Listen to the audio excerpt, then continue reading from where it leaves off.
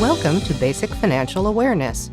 In this video, we'll cover some fundamental financial concepts, including the importance of creating a budget and savings plan, the real cost of only using cash, understanding the differences between some basic financial accounts, and the basics around credit scores.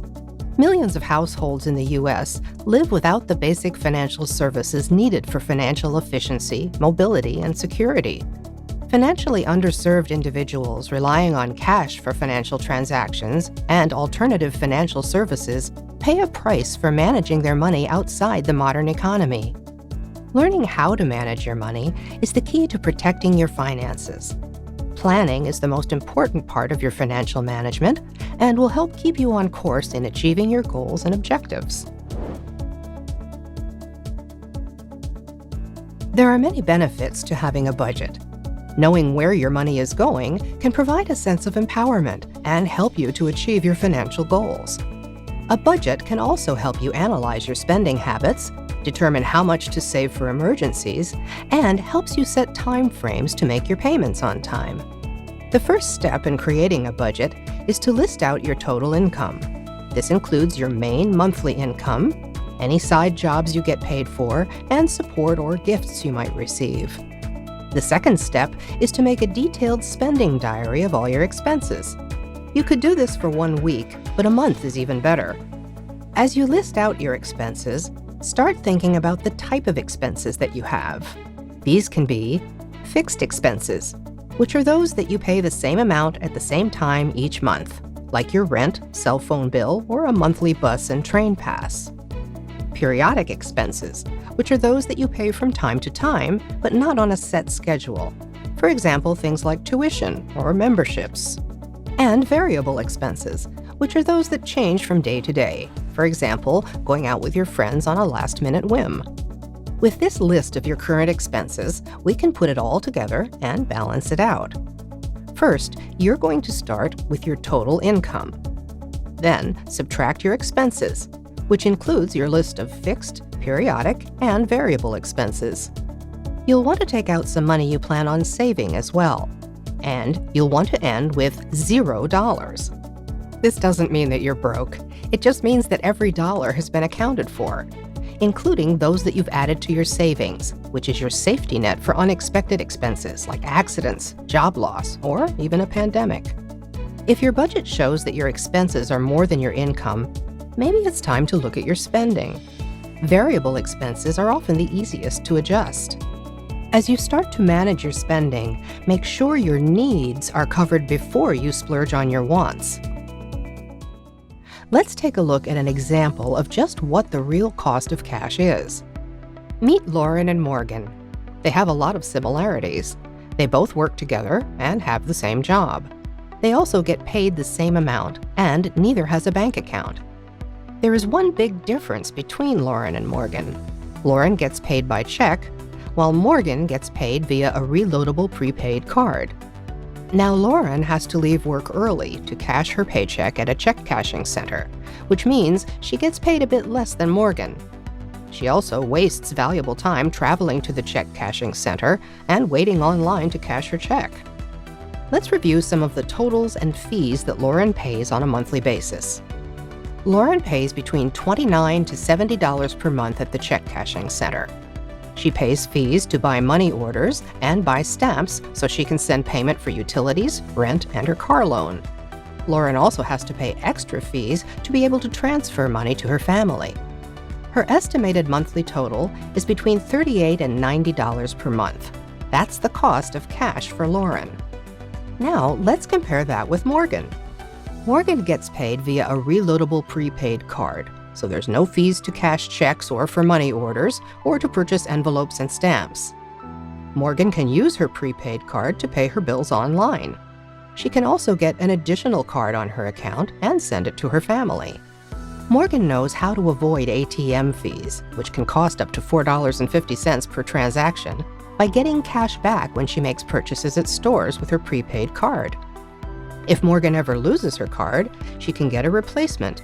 And because most cards have zero liability protection, she's not responsible for any fraudulent charges. By using her reloadable prepaid card wisely, Morgan's monthly estimated fees can be zero, a big difference when compared to Lauren's cost of cash. The most common form of financial accounts are savings and checking accounts. You can open these at various financial institutions, and both accounts can help you stay on top of your finances. Savings is money that you put aside for safekeeping. You may be saving for a specific purpose, or you could be building up an emergency fund.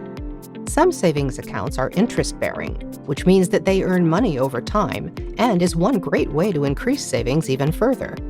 Before you open a checking or savings account, be sure to consider all fees, minimum balance requirements, the annual percentage yield you can earn on deposits, and other rules and features associated with the account.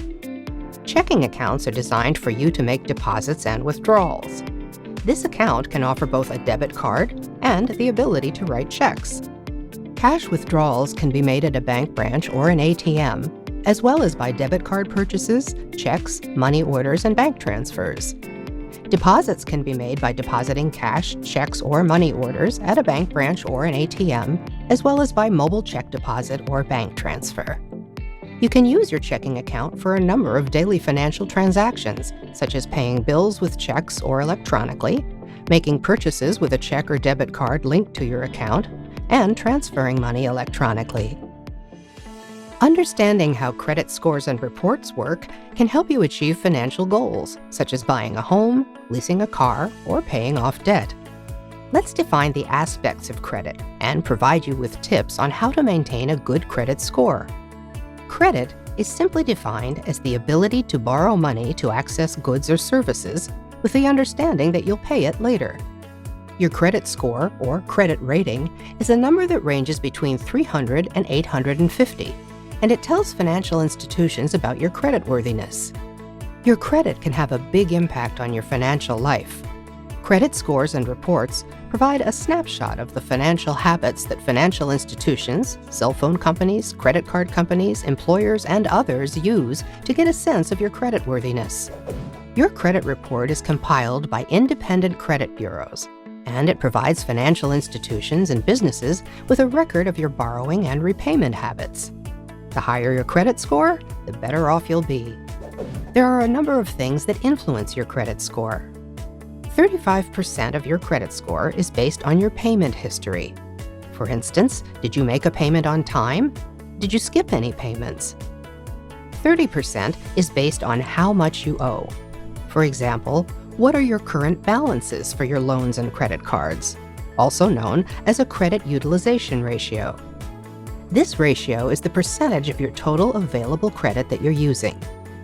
As an example, if your credit limit is $10,000 and your current balance is $5,000, your credit utilization ratio is 50%. To have a positive impact on your credit score, your credit utilization ratio should be no more than 30%. This ratio also applies to the sum of the balance on all of your cards. 15% of your credit score is based on the length of your credit history. For instance, how long have you demonstrated healthy credit habits? 10% is the type of credit used. For example, do you have a mix of credit types, loans, or just credit cards? Although you don't need to have all of them in order to have good credit. And finally, 10% is the number of new credit inquiries you make. Are you applying for a lot of credit cards? However, if you check your credit, known as a soft credit check, it doesn't count against you. One thing you can do to maintain your good credit score and avoid identity theft is to regularly check your credit report and dispute any inaccuracies right away. You can check your credit report regularly on the websites of the 3 major credit bureaus, Equifax, Experian, and TransUnion. Thank you for watching this video on basic financial awareness. For more information, please visit our website at masteryourcard.org.